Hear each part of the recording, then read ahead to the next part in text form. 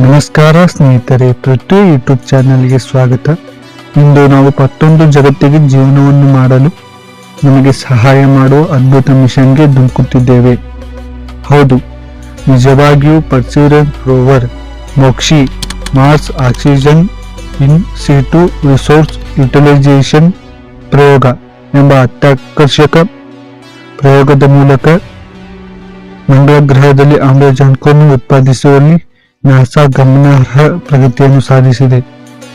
ಇಂದು ನಾವು ಕೆಲವು ಆಕರ್ಷಕ ವಿಷಯಗಳನ್ನು ತಿಳಿದುಕೊಳ್ಳೋಣ ಬನ್ನಿ. ನಮ್ಮ ಹತ್ತಿರದ ವಾಸಯೋಗ್ಯವಾದ ಮಂಗಳ ಗ್ರಹವು ಶತಮಾನಗಳಿಂದ ಮಾನವನ ಆಕರ್ಷಣೆಯ ವಿಷಯವಾಗಿದೆ. ಅದರ ತೆಳುವಾದ ವಾತಾವರಣವು 95ರಷ್ಟು ಇಂಗಾಲದ ಡೈಆಕ್ಸೈಡ್ನಿಂದ ಕೂಡಿದೆ.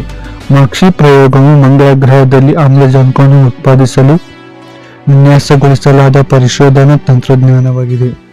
ಈ ಸಾಧನ ಕಾರ್ ಬ್ಯಾಟರಿ ಗಾತ್ರದಲ್ಲಿರುತ್ತದೆ. ಮಂಗಳ ಗ್ರಹದ ಆಮ್ಲಜನಕದ ಸಮಸ್ಯೆಗೆ ನಾಸಾದ ಉತ್ತರ ಇದಾಗಿದೆ. ಇದು ಕೇವಲ ಒಂದು ಸಾಧನವಲ್ಲ, ಇದು ಬದುಕುಳಿಯುವಿಕೆಯ ಭರವಸೆಯಾಗಿದೆ. ಇದು ಮರದಂತೆ ಕಾರ್ಯನಿರ್ವಹಿಸುತ್ತದೆ. ಮಂಗಳನ ವಾತಾವರಣದಿಂದ ಇಂಗಾಲದ ಡೈಆಕ್ಸೈಡ್ ಅನ್ನು ಉಸಿರಾಡುತ್ತದೆ ಮತ್ತು ಆಮ್ಲಜನಕವನ್ನು ಹೊರಬಿಡುತ್ತದೆ. ಇದು ಗಗನಯಾತ್ರಿಗಳ ಉಸಿರಾಟದ ಅಗತ್ಯಗಳನ್ನು ಬೆಂಬಲಿಸುತ್ತದೆ ಮತ್ತು ಆರೋಹಣ ವಾಹನಗಳಿಗೆ ಇಂಧನ ಆಕ್ಸಿಡೈಸರ್ ಅನ್ನು ಒದಗಿಸುತ್ತದೆ. ಪರ್ಸೀವರೆನ್ಸ್ ರೋವರ್ 2021ರಲ್ಲಿ ಮಂಗಳ ಗ್ರಹದ ಮೇಲೆ ಇಳಿದಾಗಿನಿಂದ ಮೋಕ್ಷಿ ಒಟ್ಟು 122 ಗ್ರಾಂ ಆಮ್ಲಜನಕವನ್ನು ಉತ್ಪಾದಿಸಿದೆ.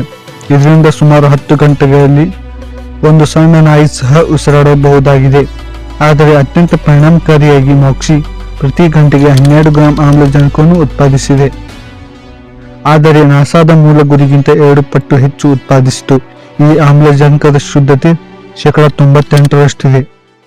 ಮಂಗಳ ಗ್ರಹದಲ್ಲಿ ನಮ್ಮ ಸುಸ್ಥಿರ ಜೀವನಕ್ಕೆ ಇದು ಮೊದಲ ಹೆಜ್ಜೆಯಾಗಿದೆ. ವಸಾಹತುಗಳು, ಸಂಶೋಧನಾ ಕೇಂದ್ರಗಳು, ಹೊಸ ನಾಗರಿಕತೆಯನ್ನು ಸಹ ನೀವು ಕಲ್ಪಿಸಿಕೊಳ್ಳಬಹುದು. ಮೋಕ್ಷಿ ಕೇವಲ ಆಮ್ಲಜನಕವನ್ನು ಮಾತ್ರ ತಯಾರಿಸುತ್ತಿಲ್ಲ, ಇದು ಇತಿಹಾಸವನ್ನು ನಿರ್ಮಿಸುತ್ತಿದೆ.